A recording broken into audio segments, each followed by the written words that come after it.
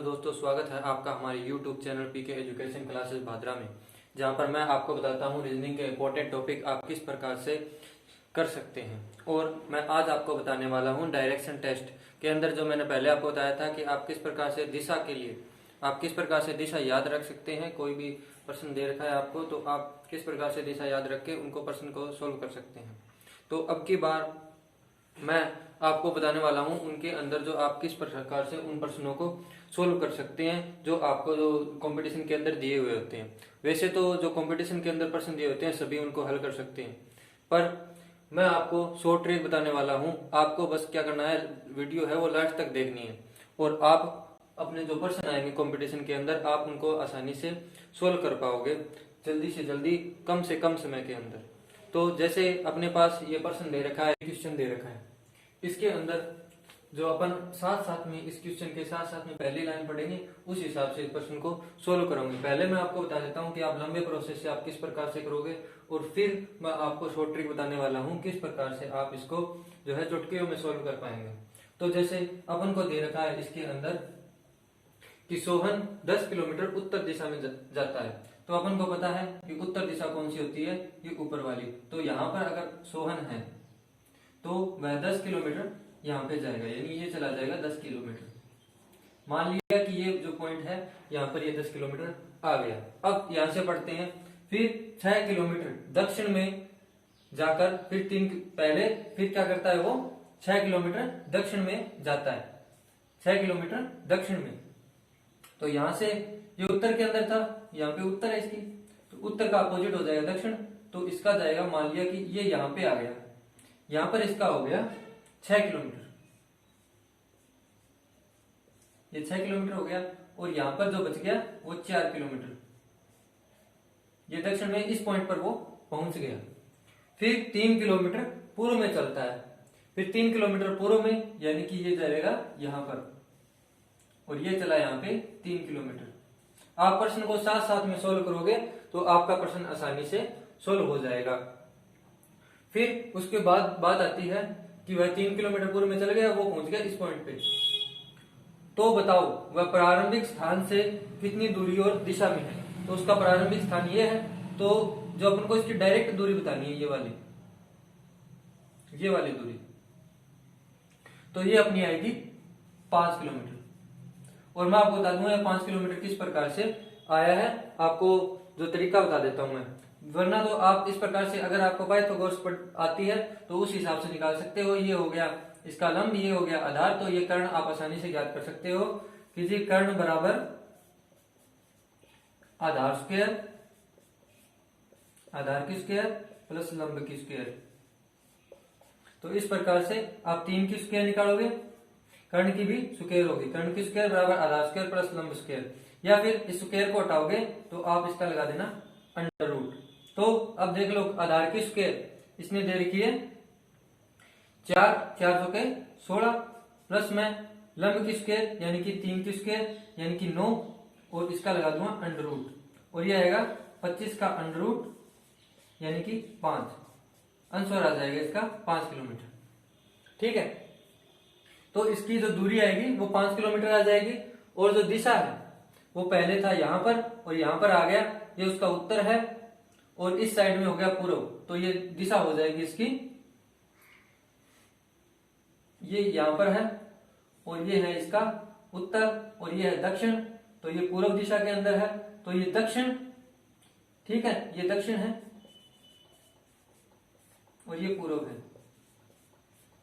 तो उत्तर ये। तो इस हिसाब से इसकी जो दिशा हो जाएगी, पहले वाली जो अपनी दिशा होगी बड़ी दिशा को लिखेंगे, फिर इस छोटी दिशा को लिखेंगे, तो ये हो जाएगी उत्तर पूर्व दिशा, और जो दूरी आ जाएगी वो अपनी आ जाएगी 5। मैं बता देता हूं आपको कि मैंने ये 5 जो है 2 सेकंड के अंदर जल्दी से किस प्रकार से लिख दिया।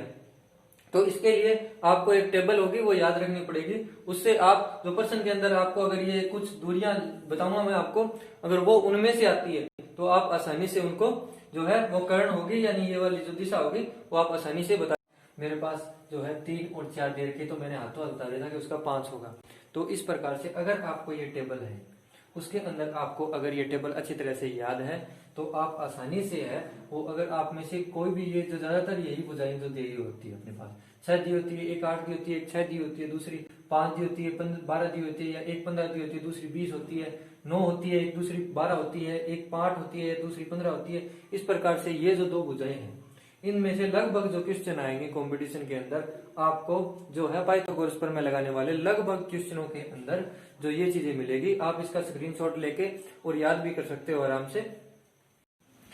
अब आते हैं क्वेश्चन रेलगाड़ी संबंधी। रेलगाड़ी, इसके अंदर प्रश्न किस प्रकार से आती है कि जो रेलगाड़ी है उत्तर की ओर जा रही है तो धुआं किस तरफ जाएगा, और उनके अंदर जो बीच में हवा की दिशा भी अपन को दे रखी होती है, हवा के हिसाब से भी अपन को बताना होता है कि धुआं किस तरफ जाएगा। तो इसके अंदर 3 चीजें इंपॉर्टेंट है। अगर ये आपको 3 चीजें याद है तो आप इस प्रकार के क्वेश्चन है वो आसानी से सोल्व कर पाओगे। जैसे पहली चीज क्या है इसके अंदर, मोस्ट इंपोर्टेंट ये है कि जो ट्रेन चलती है तो उसका जो धुआं जाएगा वो उसकी जाएगा विपरीत दिशा में। पहला पॉइंट है धुआं जाएगा विपरीत दिशा में। जैसे विपरीत अपन को पता है उत्तर की होती है दक्षिण और पूर्व की होती है पश्चिम। इस प्रकार से धुआं है वो विपरीत दिशा में जाएगा अगर हवा नहीं चल रही है तो। ठीक है, अगर हवा नहीं चल रही है तो धुआं जाएगा विपरीत दिशा में। और दूसरी बात क्या आती है, दूसरी बात आती है अगर कोई स्टेशन है उस पर अगर ट्रेन रुकी हुई है, अर्थात मतलब उसके अंदर अगर रुकी हुई है तो ना तो ट्रेन चल रही है, अपन ये भी नहीं कह सकते कि विपरीत दिशा में धुआं जाएगा। तो धुआं कहां पर जाएगा, धुआं जाएगा जहां पर हवा बह रही है, जिस दिशा में हवा बह रही है। अगर हवा बह रही है उत्तर से दक्षिण की ओर तो धुआं जाएगा दक्षिण की ओर।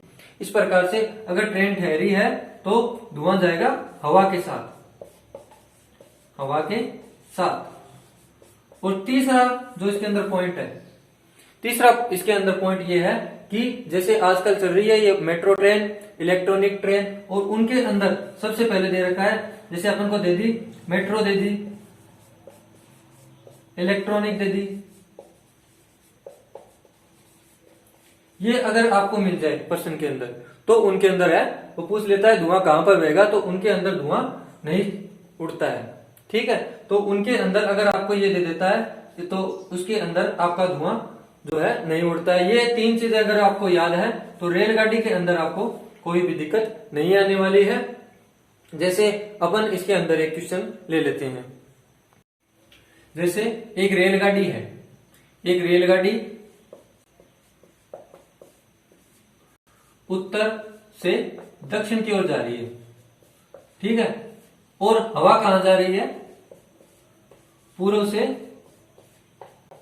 पश्चिम की ओर।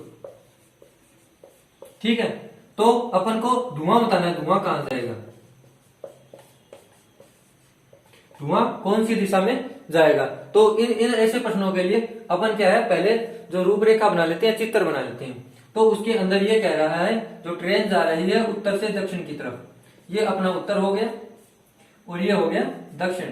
तो इस हिसाब से जो अपनी हवा जाएगी वो जाएगी इस साइड के अंदर।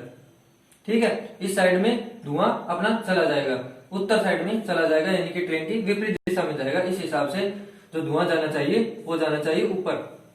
ठीक है, अब इसके बाद बात आती है कि जी हवा बह रही है पूर्व से पश्चिम की ओर, यानी हवा ये साइड में। ठीक है, तो पहले जा रहा था धुआं यहां पे और ये हवा अपनी ले जा रही है इसको पश्चिम दिशा में, यानी यहां पर। तो जो धुआं जाएगा वो इस दिशा में जाएगा, बीच में से इस दिशा में चला जाएगा। तो अपनी बड़ी दिशा है उत्तर और ये है पश्चिम, तो जो धुआं जाएगा वो उत्तर पश्चिम दिशा में जाएगा। इस प्रकार से इन प्रश्नों को आसानी से सोल्व किया जा सकता है। तो अपने क्वेश्चन आते हैं परछाई वाले। तो परछाई वालों में मैंने आपको बताया था कि जी सुबह है, सुबह यानी प्रातःकाल। प्रातः अगर प्रश्न के अंदर दे रखा है तो प्रातः में सूर्य उगता है अपना पूर्व दिशा में, तो अपनी परछाई कहां पर बनेगी, उसकी विपरीत दिशा में, यानी कि पश्चिम। अगर है शाम को, बोलता है शाम को कहां से बनेगी परछाई, तो यानी कि सायकाल में क्या होगा, शुरू होगा, सूर्य होगा पश्चिम दिशा में, तो अपनी जो परछाई होगी वो बनेगी पूर्व दिशा के अंदर। मतलब सुबह और सायकाल अगर आपको ये याद है तो आप आसानी से जो परछाई वाले प्रश्न है उनको सोल्व कर पाएंगे। ये अपना जो है वो बेस है। अगर ये बेस याद है आपको तो आसानी से आप जो परछाई वाले प्रश्न हैं वो सोल्व कर पाएंगे। इसके लिए मैं एक प्रश्न ले लेता हूं और आपको समझा देता हूं।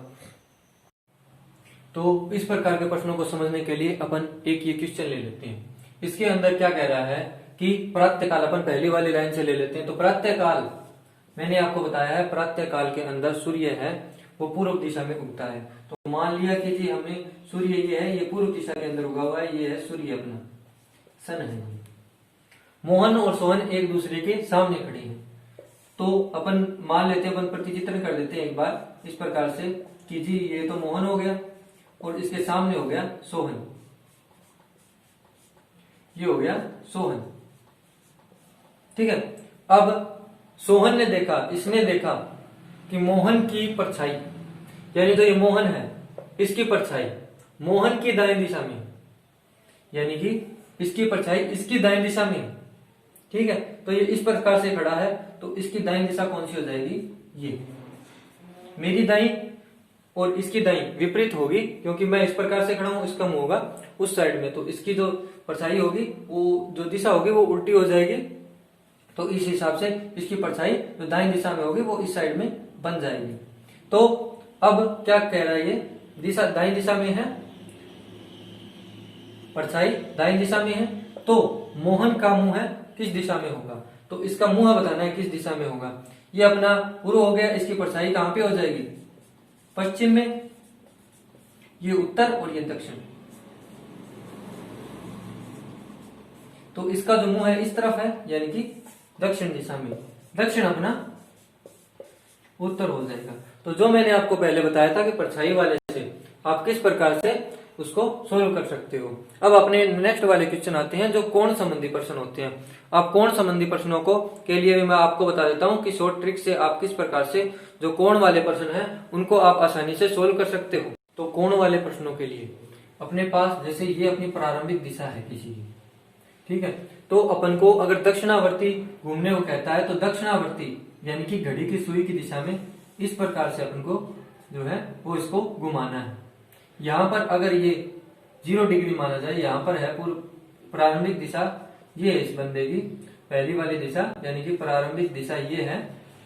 तो अपने अगर ये हो जाएगी इसका 90 डिग्री पर घूमने को कहे तो ये हो जाएगा 90 डिग्री, इसके बाद ये हो जाएगा 180 डिग्री, ये हो जाएगा 270 डिग्री, और ये यहां से घूमकर और यहां पर वापस आ जाता है तो ये हो जाएगा 360 डिग्री, या इसको बोलते हैं 0 डिग्री, यानी कि वापस यहीं पे आ गया घूम के, तो ये हो जाएगा 360 डिग्री, या उसका ये दक्षिणावर्ती के हिसाब से है, दक्षिणावर्ती क्लॉकवाइज। अब इसका आता है विपरीत, एंटी क्लॉकवाइज, ये इसकी प्रारंभिक दिशा है, ठीक है। तो अगर ये घूमता है इस हिसाब से तो ये हो जाएगा एंटी क्लॉकवाइज या वामावर्ती। तो इसके अंदर अगर आपको देता है कि 90 डिग्री, ये हो गया इसका 90 डिग्री, इसके बाद 180, इसके बाद 270, इसके बाद 360, ठीक है, इस हिसाब से ये घूमेगा और ये इसके जो है कोण हो जाएंगे। अब आपको जो है प्रश्न के हिसाब से मैं आपको समझा देता हूं। पहले आपको बता देता हूं लंबे वाले प्रोसेस से आप किस प्रकार से इसको करोगे, एक एक लाइन पढ़ पढ़ के आप क्वेश्चन को सोल्व कर सकते हो। इसके अलावा अगर आप जो दूसरा वाला है शॉर्ट ट्रिक है उससे इस प्रश्न को करोगे तो वह आपको आसानी से हो जाएगा, उसके अंदर आपको इतनी टाइम नहीं लगेगा और कंपटीशन के लिए ये अच्छा तरीका है, सबसे अच्छा तरीका यही है। तो जैसे अपन को ये प्रश्न देखना है, राम पूर्व की ओर मुख करके खड़ा है, बाईं ओर 45 मुड़ता है, दाईं ओर मुड़ता है, इस प्रकार से बाएं मुड़ता है फिर दाएं मुड़ता है। आपका भी दिमाग कंफ्यूज हो जाएगा किस प्रकार से है। तो आपको क्या करना है कि सबसे पहले जो सिर्फ बाएं बाएं वाले जो कोण है, बाएं तरफ जो मुड़ा है वह आप लिख लेंगे, ये लिखेंगे यहाँ पे बायां, और बाएं वाला जो कोण है एक 45 है, उसके बाद दाएं मुड़ता है फिर वापस बाएं मुड़ता है 225, और इन दोनों को जोड़ देंगे, 5 और 5 10, 1 270 हो गया टोटल। फिर लिखेंगे दायां, तो दायां कितना चलता है एक 135 है, और ये जो दायां लिखा है इसका मतलब होता है, मैंने बताया था आपको पहले वाले भी जो वीडियो है उसके अंदर, जो जिसकी आपको लिंक डिस्क्रिप्शन के अंदर मिल जाएंगी। जिन लोगों को दायां और बायां समझने में दिक्कत आ रही है उनके लिए वो जो वीडियो है वो अच्छी वीडियो है, आप उसको जरूर देखिएगा। और इसके अंदर जो लिखा हुआ है दायां वीडियो, दायां, तो दायां का मतलब हो जाएगा 90 डिग्री, यानी कि आपको बोल दिया सीधा दायां मुड़ना बोल दिया या बायां बोल दिया, तो आपको क्या करना है, दायां घुमाना है 90 डिग्री या फिर बायां 90 डिग्री घुमा देना है। तो इसने सीधा बोला है दायां, तो दायां का मतलब हो जाएगा 90 डिग्री। तो इस प्रकार से पहले लिखेंगे 135 और फिर दायां वाला यानी कि 90, तो टोटल हो जाएगा 225। तो अब क्या करेंगे, जो बड़ी वाली है उसमें छोटी वाली घटा देंगे, कितना आया 270 माइनस 225, 5 और 6 में से 2 गए 4 और 45 डिग्री बच जाएगा। मतलब ये 45 डिग्री आ जाएगा, अपनी प्रारंभिक दिशा से 45 डिग्री वो जाएगा, और जो दिशा बड़ी है उस तरफ घूम जाएगा 45 डिग्री। यानी कि अपनी पहले कहां पर था, वो पूर्व दिशा की ओर मुख करके खड़ा था, मतलब वो पूर्व दिशा की ओर था, मुख करके खड़ा था, ये था उसका प्रारंभिक दिशा। उससे हो गया वो 45 डिग्री बायां, यानी बायां ये साइड हो गई, और इससे चला गया ये 45 डिग्री यहां पर, तो ये इसकी उत्तर दिशा है। तो ये दिशा कौन सी हो गई, ये बड़ी हो गई, और ये इसकी छोटी दिशा हो गई, तो ये हो जाएगी उत्तर पूर्व दिशा। तो वह उत्तर पूर्व दिशा की ओर मुख करके खड़ा होगा।